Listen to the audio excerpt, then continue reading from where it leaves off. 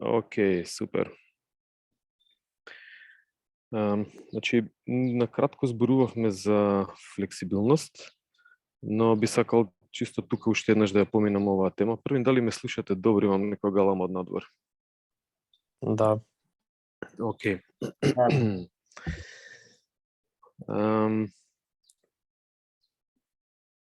Да, значи првин флексибилност. Имавме час во сала и тamo основните концепти ги така, мислам дека ги поминавме, но добро е да се потсетиме за да и некои информации повеќе за да, нели, ја надополнам темата до крај. Значи првин, како што може да видите, кога ја споменуваме флексибилноста во некоја од, мислам, како моторичка способност, тогаш отприлика може да видите каде се наоѓа.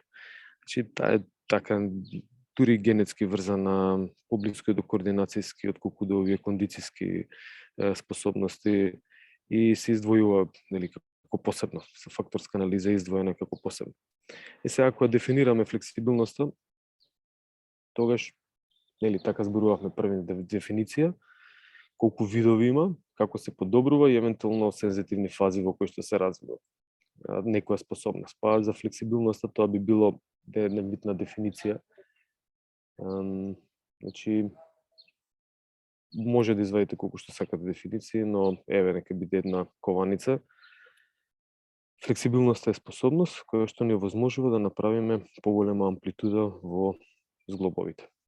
Значи амплитуда на движење во зглобовите, во секој зглоб, секој подвижен зглоб, полуподвижен, имаме и неподвижни зглобови, нели, во телото.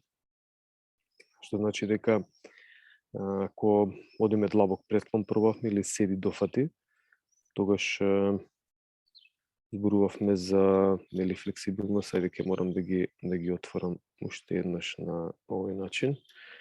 Зборувавме за истегнување до некои така максимални граници, со тоа што можеше да биде истегнувањето, сега веќе одам во подолба, статичко или динамичко, можеше да биде пасивно или активно. Најверојатно ви текнува за овој дел. Ке го искористам едно видео снимано баш за способност, точно, за флексибилност, пардон. Супер. Значи, ова е тоа кај што објаснувам сега, значи уште еднаш дефиниција. Што е флексибилност? Флексибилноста представува способност да покажеме што поголемо движење или range of motion или придвижување во зглобот, во зглобовите со цел да, нели, има поголема амплитуда. И сега како се дели? Може да се подели флексибилноста на само да видам тука дали ја имам, нека извадам одовде. Флексибилноста може да се подели на статичка и динамичка, може да се подели на активна и пасивна. Океј, малку шетам, но ќе се снајдам. Ќе го извадам овој дел. Значи, активни и пасивни вежби или динамички и статички. Ги помина. Активно значи дека кога има активност или имаме зибови или имаме цимања, динамички, пасивни значи кога имаме задржување. Пасивните значи кога имаме задржување. Динамичките, ај само малку.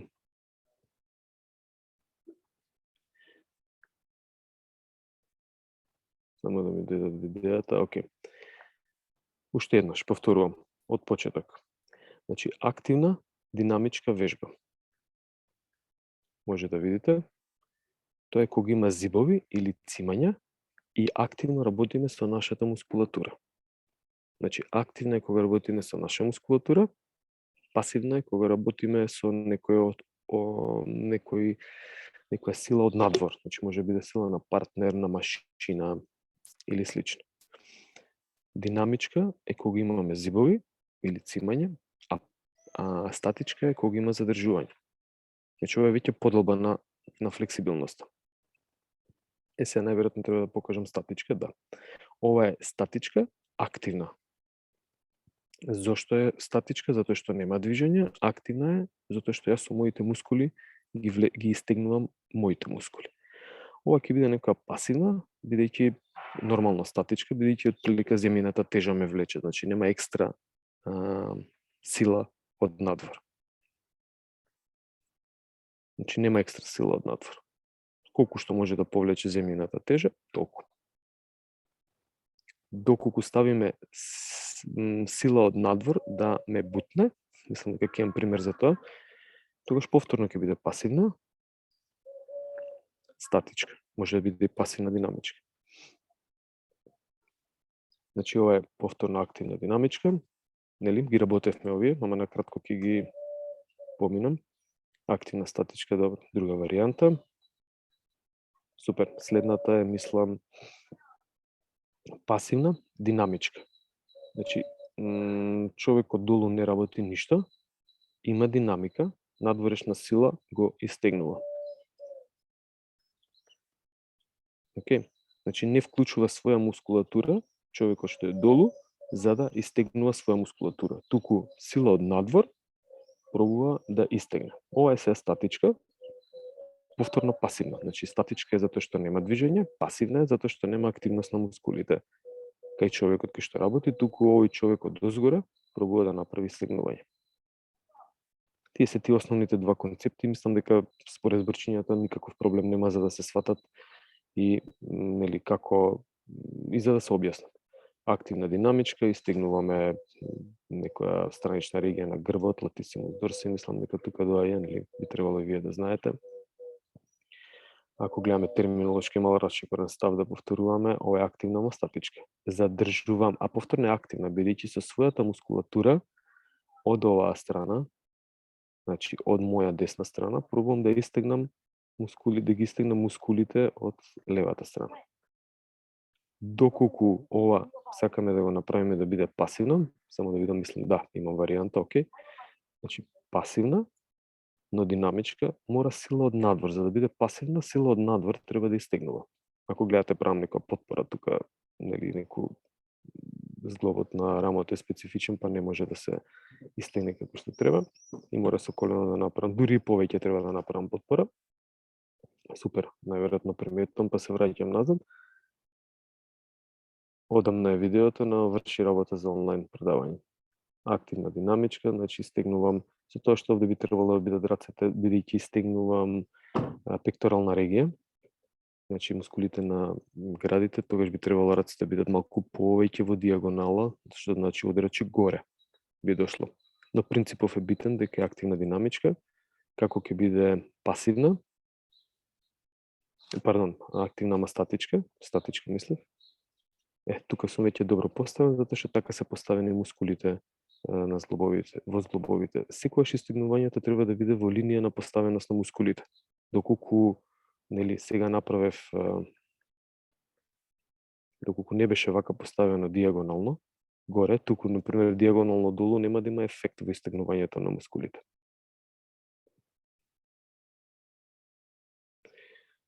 Нека тече видеото, концептов е јасен, само да кажам, значи зошто работиме вежби за флексибилност, затоа што на некој начин ја одржуваме флексибилноста, како што и самото име кажува, или движењето или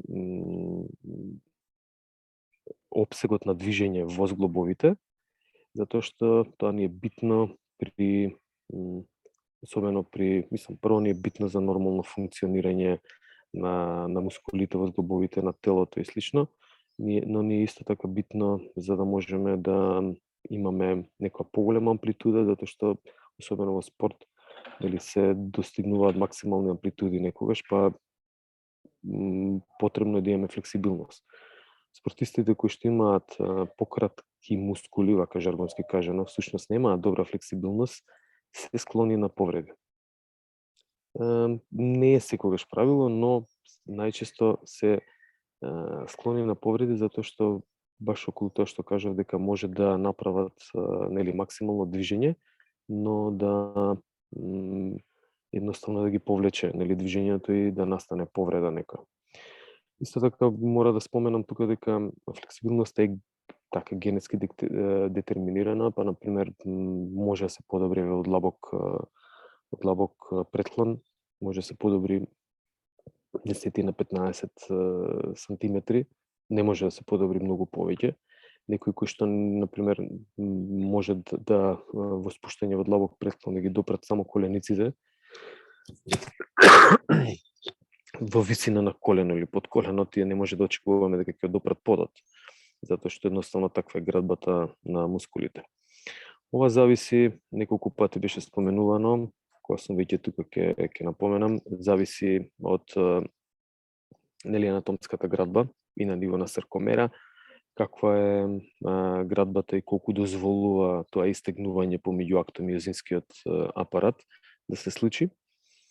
Но, нели, чисто да имате информација дека, например, силината може да се подобрува многу, издржливоста може да се подобрува многу, флексибилноста треба да се работи, ќе објаснам и како, но не може да се подобрува многу. Да не очекуваме, нели, најмногу генетски е детерминирана брзината, таа па не може воопшто, според она ние што очекуваме, например, од 12 на секунди може да стасаме до 11 секунди да подобруваме, но тоа не носи блиску до, нели, некои светски норми. Така да, флексибилноста исто тука некаде.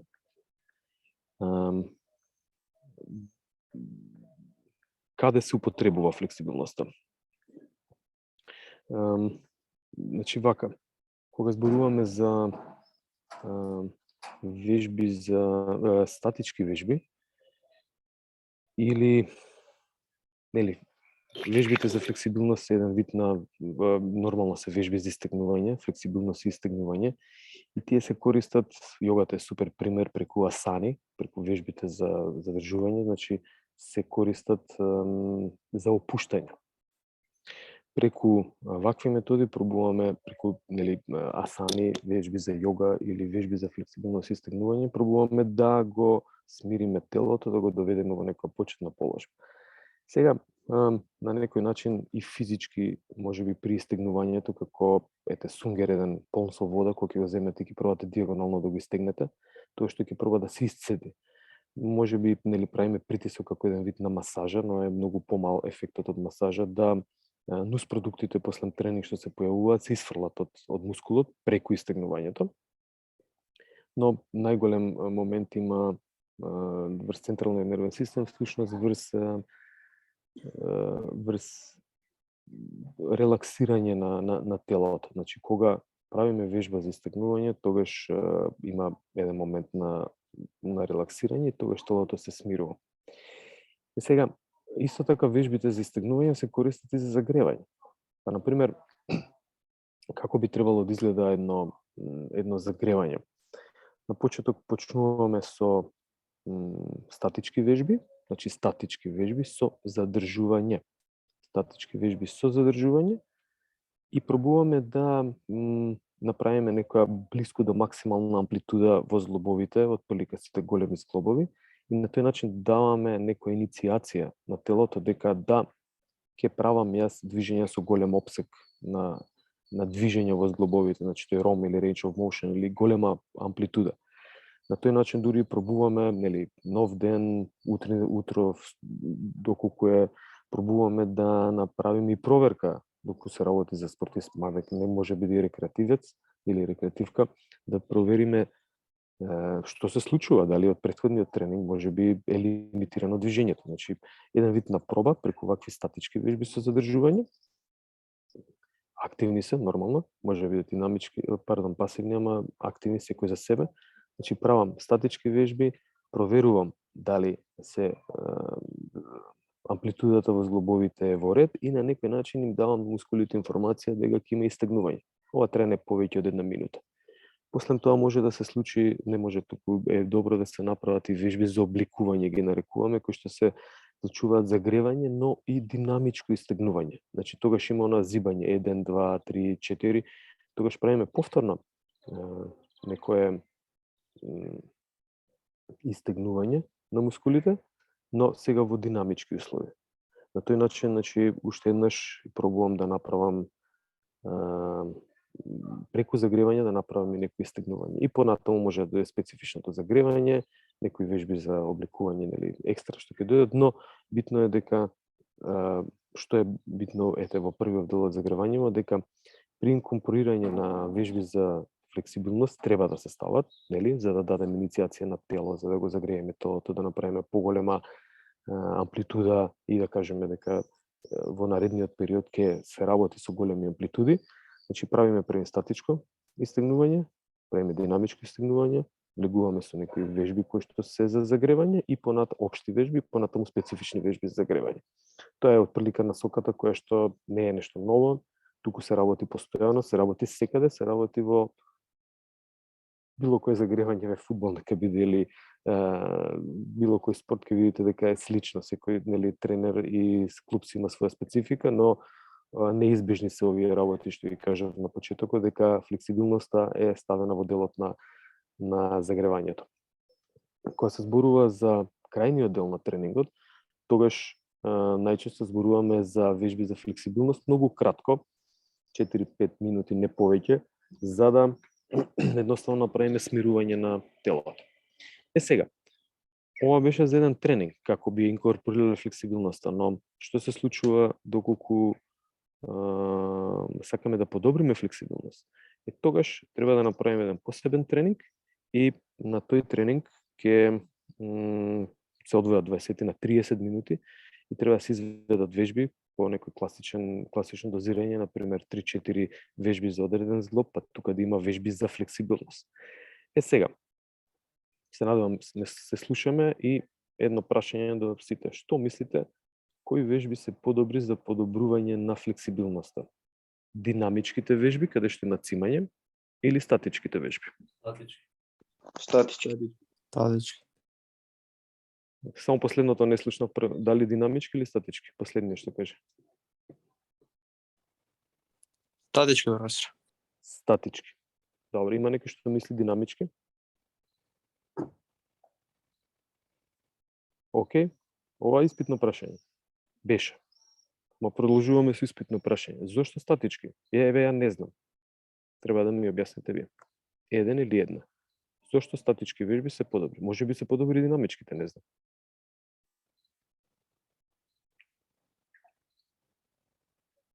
Некој или некоја храбра. Бидејќи со статичките професоре имаме опуштање мускулите, така што тоа опуштање се случува бидејќи ги стегнуваме, односно ги задржуваме и мускулот не е способен за да има некоја активност во наредните минути, наредниот сат или 2-5. Чекај сега, добро, ги опуштаме мускулите точно, само ова ме збуни што кажуваш дека не е способен да има активност. Па не некоја преголема активност, например, после статичко вежбање, например, да вежбаме, да речеме, брзина или не знам, некој експлозивно движење. Нема да го има исто ефект.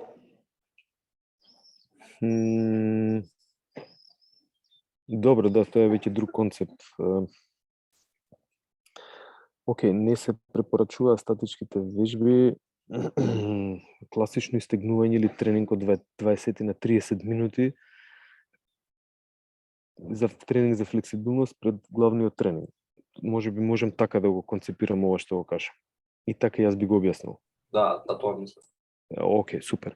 Но сепак да не се дојде во заблуда, се даваат многу кратко статички вежби, како што кажав на почеток на загревање. Значи, 1 минута, чисто ги поминете, тоа се 5-6 зглоба што може ги поминете, не се задржува повеќе од 5 до 10 секунди по зглоб. Значи, тука се користи флексибилноста и статичките вежби за загревање.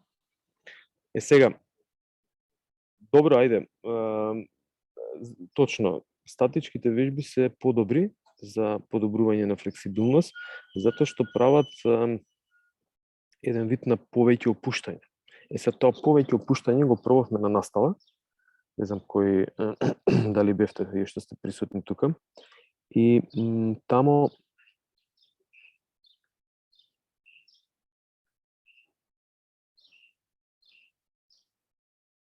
Океј. Тамо зборувавме за некои мускулни вретена. Секи спомнеме и Голџиев тендон орган или тетивен орган. И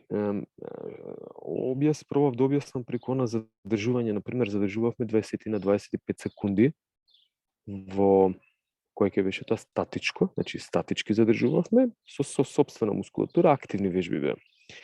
Сега, задржувавме 20 на секунди и до тие 20 на секунди пробавме нели да ја направиме некоја максимална амплитуда и таа амплитуда да колку што може нели таа во предклон кога се оди колку што можеш до граница на болка негде да може да е поднослива болката, инаку ако нема болка па нема па многу ефект, истегнувањето не може да се подобрува флексибилноста. Инаку вие ќе зададете некоја информација дека мускулот се истегнува, но нема да биде доволно ако не се почувствува таа болка. Зошто? Затоа што ако задржите 20 на секунди, например, нека биде така, еве за испит 20 на секунди, може 25, кај некој 18, после 15 може да пробате, но отприлика 20 на секунди. Ако задржите, тогаш мускулот се опушта уште повеќе. Зошто?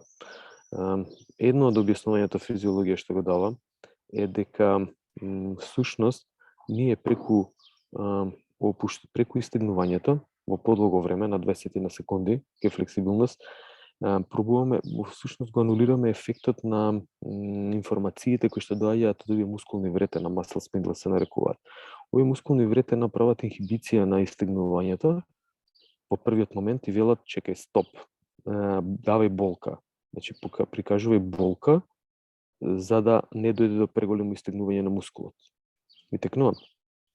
Значи, они се тие регулатори, проприорецептори, значи внатрешни рецептори, кои што даваат информација дека го заштитуваат мускулот од преголемо истегнување преку мускулна болка. Но ако задржиме повеќе од 20 на секунди, тогаш они се адаптираат и велат, добро, во ред, најверојатно нема да настане истегнување и повреда на мускулот, јас ќе попуштам.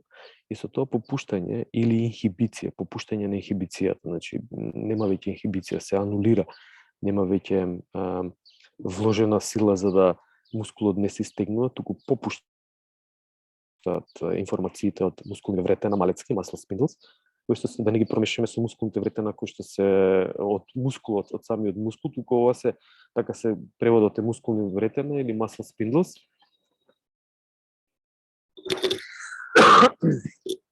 Значи они попуштаат во својата активност и на тој начин му дозволуваат на мускулот да се истегне уште малце. Еве ви едно објаснување што на испит исто би требало да го имате како информација, зошто се подобри статичките вежби од динамичките вежби. Додека ако работите динамички вежби преку цимање 1, 2, 3, 50, 70, 100, тогаш вие постојано го активирате ова мало мускулно вретено и оно постојано вели стоп, стоп, стоп. И на тој начин не може да дојдете до крајната амплитуда која што нас ни треба, за да може да подобриме флексибилност или да го истегнеме толку доволно мускулот за да се направи некоја физиолошко-анатомска адаптација, да има подобрување на флексибилност или на подвижноста во зглобовите. Значи, една од работите е токму ова. И сега тука е прашањето што прававме со колегата, дали вежбите да бидат на почетокот или на крај од тренингот. Вежбите за флексибилност, особено ваквите статички вежби, кои што се работат на овој принцип со здржување од 20 на секунди и слично, прават голема релаксација на мускулот и на целото тело. И сега вие ако направите тренинг од 20-30 минути, тренинг за флексибилност пред главниот тренинг, тогаш вие всушност ги олабавувате мускулите. Не им дозволувате да се загреат, да се спремат за тренинг, туку правите еден вид на олабувување. Само видам дали имам тука негде една шема нацртана. Немам. Значи, доколку се стави, не може, маусот не ми работи. Доколку се стави на осцилоскоп и всушност електромиографија, ако се направи, електромиографија.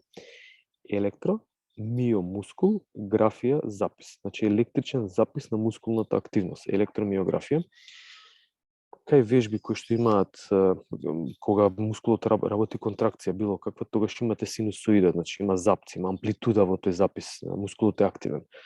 Доколку направите запис кај вежбите динамички, електромиографија кај динамичките вежби, повторно има запис, значи има активност на мускулите, но доколку направите таква електроскен или електромиографија кај мускули кои што се истегнуваат по пат на статички вежби, тогаш едноставно има смирување или некоја рамна линија каде што активноста е многу мала, има некоја мала активност која што е нормална кај секој жив човек, нели?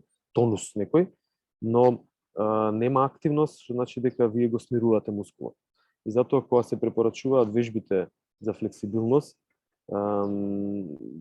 особено ваквиве кои што подобруваат флексибилност, не работат на загревање, тогаш се препорачува да бидат во посебен тренинг или на крајот од тренингот, затоа што прават смирување на телото.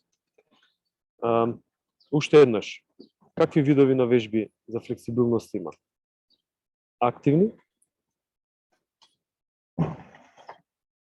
и другите беа, значи имаме вака, динамички и статички, и активни и пасивни. Активните може да бидат статички и пасивни, динамичките може да бидат статички и пасивни повторно.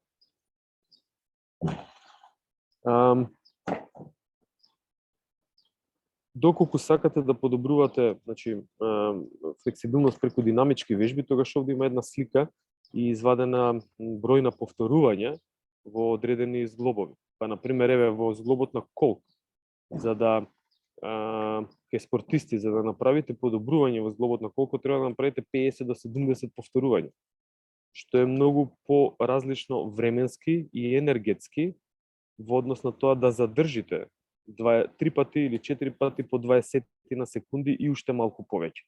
Значи е многу поразлично, а ефектот ќе биде многу поголем доколку задржите статички отколку работите динамички. Отприлика може да видите дека еве рбет 90 до 100, значи голем број на повторувања треба да се направат доколку одберете да работите по динамички методи во компарација со овие статичките методи. Што се однесува до одржување, значи повторно ако сакате да одржувате флексибилноста, колку повторувања треба да се прават, тоа се вадени истражувања, вадени информации од истражување од мислам Фарфелд дека беше физиологија на спорт. Професоре? Да. Ова за подобрување на флексибилност, така првата графа со динамични вежби. Ова е целата табела е за динамичко подобрување. Тоа што првото е од 10 до 14 години, пишува 14 и повеќе години, и третата овде е за спортисти. Некои настапи. Но, ако ме прашувате мене, тогаш подобрување на флексибилноста, да, може да се работи на овој динамички вежби, но препорачувам да се работат преку статички вежби, затоа што тогаш се анулира оној ефектот muscle spindles, од мускулните вретена, и всушност можете да постигнете многу повеќе. Значи, ако се вратиме назад во теорија на тренинг, тогаш излегувате од хомеостазната состојба и излегувате надвор во онаа состојба каде што правите дисбаланс малку на телото, ама физиолошки дисбаланс. Нели? Со поголем ефект ќе биде тренингот преку статички вежби за истегнување. Што се случува со флексибилноста во низ годините? Значи, може да приметите дека 1 до 3 години, ова ги имате во книгата. По антропомоторика, значи дечињата имаат, приметувате и знаете, дека имаат голема флексибилност. Значи, па може стопалото го стави во уста, нели, и слично, затоа што мускулите, немаат некоја активност и се генетски предодредено да имаат со раѓањето децата имаат поголема флексибилност, но како одат годините понатаму, тогаш се намалува, особено во пубертетот се намалува флексибилноста. Треба да има информација затоа што во тој период се случуваат нели растење или зголемување на лостовите, коските растат, мускулите го пратат тој раст, но некогаш ако не се активни децата, нели, или луѓето во пубертет, тогаш нема да биде сразмерно тој раст, па може да се случи да има намалена должина на мускулите, па се јавува еден ефект, најверојатно сте го спомнале, некој може би го слушнал, шлатер ефект или синдром на пателарниот лигамент, тетива, кој што всушност во пубертет квадрицепсот не го следи развојот на растот на коските доволно и се појавува при контракции, се појавува олка подпателарно, значи долу под пателата, и тоа е заради една од причините е заради нели не сразмерниот раст на мускулите заедно со коските. Значи треба да се има информација што се случува со флексибилноста во животниот век на луѓето. Понатаму нормално, овде како што покажува сликата 15 и повеќе години, ако не ја одржуваме флексибилноста, таа ќе остане мала. Но треба да се работи на нејзе за да се подобрува и за да се одржува. Како може да се процени флексибилноста? Може да се процени директно. Значи со така се нарекува гониометар или флексиметар, флексомер, преку најчесто најдобра проценка, еве може имате овде едно примерче, каде што кажува кој има подобра флексибилност, дали црвената фигура или зелената фигура. А двајцата може од растојанието или растојанието помеѓу стопалата кај двајцата е исто. И сега ако го земеме предвид индиректниот метод на проценка, само да видам, индиректниот метод на проценка, каде што се вели дека 160 сантиметри има и човекот кој што е со висина како што е плавава фигура и човекот со висина како што е црвената фигура, тогаш ќе кажеме они имаат иста флексибилност. Така. Но ако ги гледаме аглите кои што ги зафаќаат, значи преку директен метод проценете, тогаш апсолутно човекот што е понизок или што има во плава синава фигура има отприлика 160 степени, сега овде отприлика ставена аголот, додека црвената фигура има само 90. И сега прашањето е кој има подобра флексибилност? Нормално подобра флексибилност има човекот што е со висина во овој случај, да кажеме, или што покажува поголем агол на истегнување во тој зглоб. Че тоа е на овој начин сакам да кажам дека директно во мерење преку агли е многу попрецизно за проценка на флексибилност отколку индиректното мерење, всушност проценка, ајде да не користам мерење на должината за проценка на флексибилност.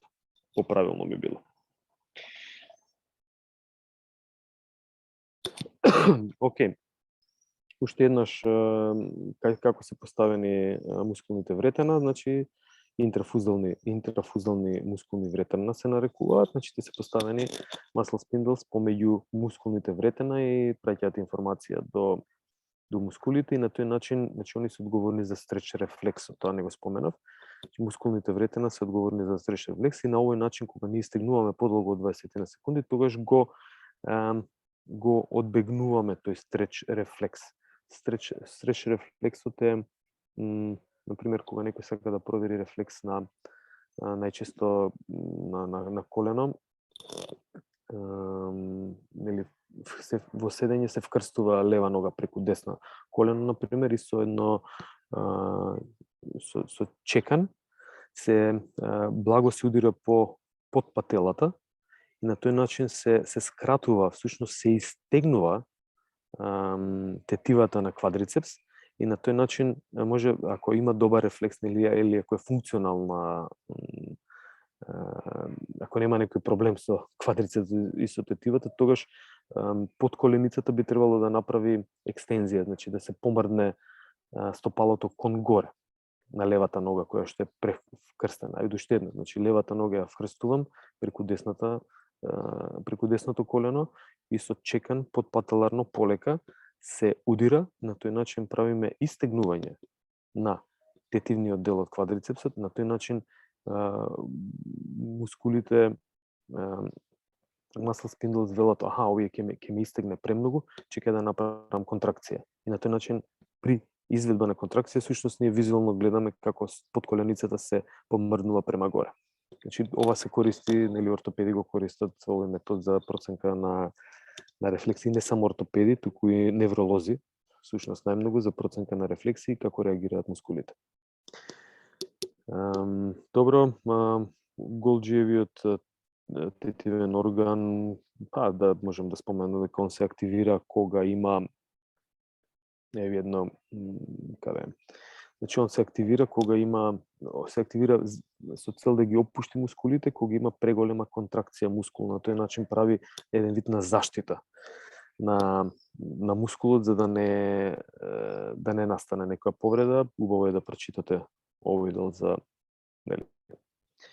Јас за флексибилност само да видам овде уште нешто. Примери на вежби за флексибилност имате многу, дури мислам дека и во линкот за книги ви имам оставено книгичка која што се нарекува, само да видам. Мислам дека Stretching од Боб Андерсон, има многу примери на вежби за истегнување. Можете да ги искористите како пример за вежби за истегнување. Ево го, Боб Андерсон Stretching. Океј, има огромен број на вежби. Само потврдете ми дали се слушаме. Да. Океј, супер. Старо книгиче, функционално, немаше да измислуваме. Да, сега, не знам, пириформис мускулот треба да се стегнува, па можеби нема да го најдете кај Боб Андерсон, но генерално зборуваме за категорија на дечиња. Рекреативци тогаш основните вежби за истегнување вршат многу работа. Само да видам уште нешто. Да, треба да ви споменам дека постои ПНФ или проприорецептивно неуромускулна фацилитација или ПНФ стретчинг, кој што всушност прави, така се нарекува ПНФ или проприорецептивна неуромускулна фацилитација. Една од методите на овој тренинг за флексибилност е всушност се наоѓа на интернет ептен, дури со видеоприкази. Например, користи неколку методи. Едната е CR метода, Contract Relax метода, каде што вели први, статички истегнувам мускулот кој што сакам да го истегнам. Потоа правам изометриска контракција на истиот мускул, значи квадрицепс, пример, сакам да го истегнам преку свиткување на стопалото, преку свиткување на коленото. Првин го истегнувам, потоа правам статичка контракција или буткам со стопалото на напред, ногата ми е испружена во време трајање од 7 до 15 секунди и потоа повторно го истегнувам. На овој начин пробува да всушност прикаже дека да се вратам кај ниво на саркомера. Значи вели дека со статичката контракција всушност овие се намалува просторот во саркомерата и очекувано е дека нели кога ќе се намали тој ќе се задржи некако, кога ќе се контрахираат мускулите. Мускулите се напнати заради нели наплив на крв, но и се скратува амплитудата. И сега тоа скратување на амплитуда и статичка контракција го користиме за да може да се истегне мускулот повеќе. Токму за тоа ќе каже вториот метод, каде што вели крак, каде што вели, само да видам, да. Значи, првим правиме статичко истегнување на мускулите, статичко истегнување на мускулот кој што сакам дека биде квадрицепс. Потоа правам изометриска контракција на мускулите на исто, на квадрицепс, па правам статичко истегнување на квадрицепс и на крајот правам изометриска контракција на мускулите антагонисти. Вака делува можеби комплицирано, но целта е, овде ја немам опишано третиот метод. Третиот метод е моментот на ај се вака ќе ви покажам едно видео. Агонисти и антагонисти најверојатно знаете што се. Агонисти, мускули кои што учествуваат во движењето и антагонисти кои што не учествуваат. Пример, флексија во зглоб на лакот, кога се флектира лакотот, тогаш агонисти ќе бидат мускулите од предната страна на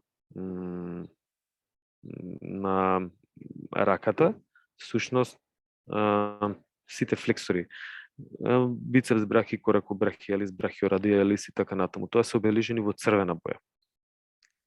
Значи, еве ги, ова се сега преминаа во зелена, тоа се флексори. И се нарекуваат агонисти, мускули кои што учествуваат во движењето. Спротивно на нив се мускулите антагонисти кои што не учествуваат во движењето. Значи, кога агонистите зелениве се активирани, антагонистите се релаксирани. Океј, ево уште еднаш.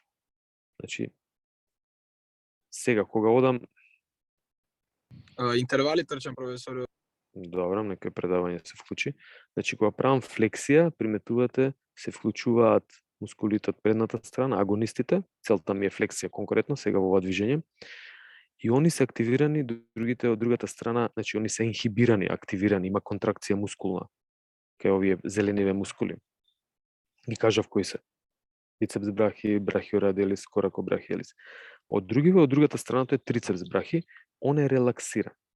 И сега, ајде да видиме што ќе се случи ако случајно влечам надолу сега. Значи во таа варијанта ќе се вклучи трицепс брахи, а овие други од преднава страна ќе се нема да бидат активни. Таа е реципрочна инервација, метод на реципрочна инервација се нарекува, значи кога агонистите се активни, антагонистите не се активни.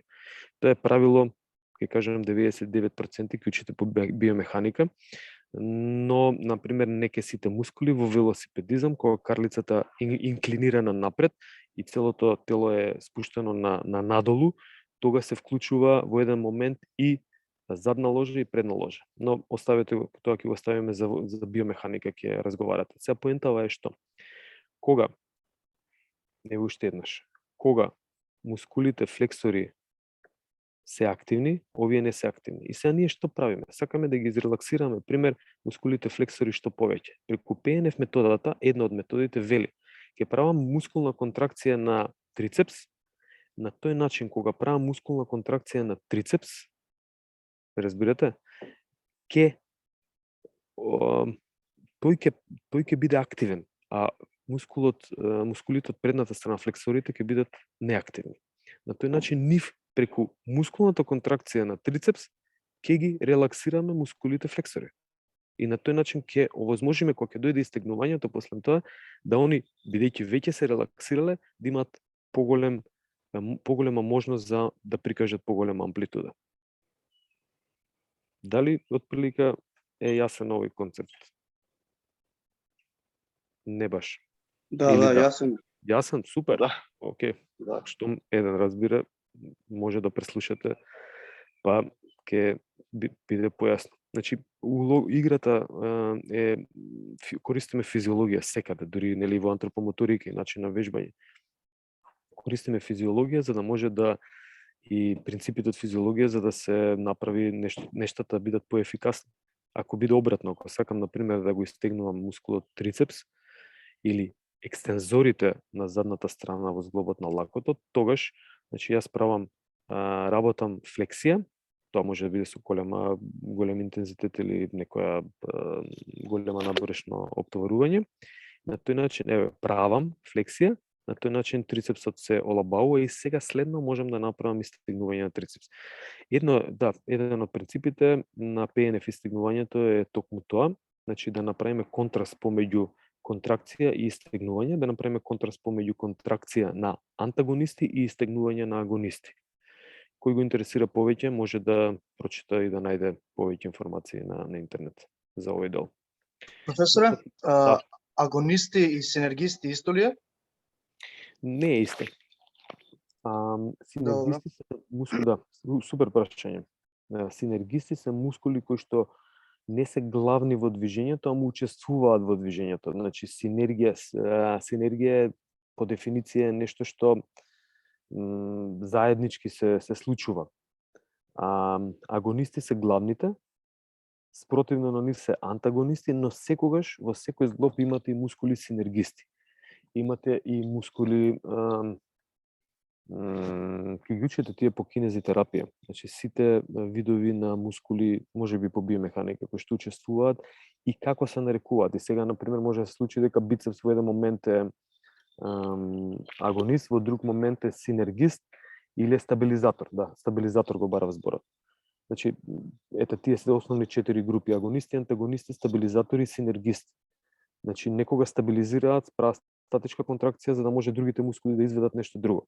Но овој момент на подолба на ваквиот вид на подолба оставете го за биомеханика и за кинезитерапија. Но супер прашање. Имате ли некое друго прашање?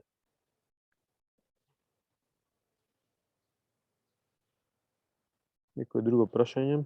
Нема. Океј.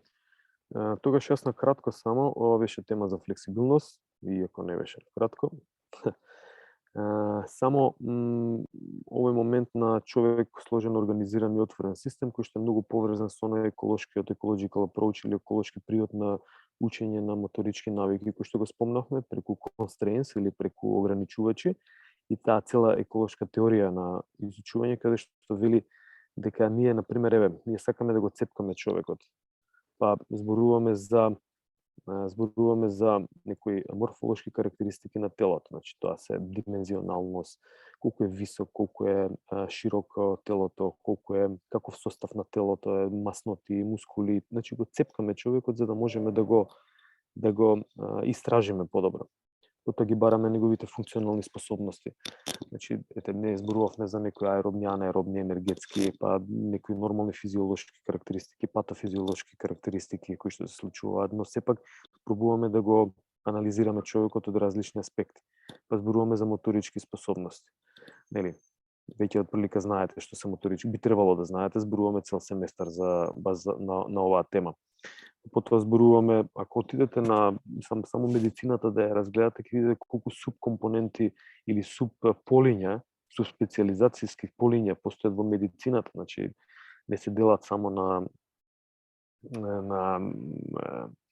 стоматологија и интерна ортопедија и слично, туку имате многу поделби, што значи дека секој поле пробува на некој начин да направи специализација на телото, нели? Кога зборуваме за овие психолошки способности, кои учите по психологија на спорт, тоа зборуваме за когнитивни или интелектуални процеси, или какви се капацитетите тука, зборуваме за когнитивни способности, особини на личност, вредности, ставови и така натаму. И сега, ова цепкањево е супер и ни дава, ние, например, зборуваме само за моторички способности. По физиологија ќе зборувате на други теми, а сепак се однесува на човек. Но, што е интересно? Интересно е дека човекот е сепак фино организиран систем, кој што е адаптивен, кој што е отворен, значи може е динамичен, може да настане промена. Имајќи ги во предвид сите овие карактеристики кои што ги поседува човекот, може и да не ги дефинираме, но на крајот да кажеме да, може да настане промена, но е добро да знаеме каде се може да настане таа промена. И всушност тоа е тренингот, дека човекот се адаптира. Значи човекот е отворен, кога зборуваме за овој вид на дефиниција, човекот е сложен, но е организиран, не е хаотичен. И е отворен динамичен систем кој што може да трпи промени и реагира на тие промени. Како? На еден начин објаснив преку теоријата на тренинг кога ја зборував. Значи, оваа тема беше многу кратко и сега можеме да си направиме муабет за она третана тема, која што не знам дали е Стефанија тука и сакаше нешто да ни можеби праша или препорача, или некој друг од вас. Темата беше што мислите вие за дали треба да има тренинг со тегови или не кај спортисти.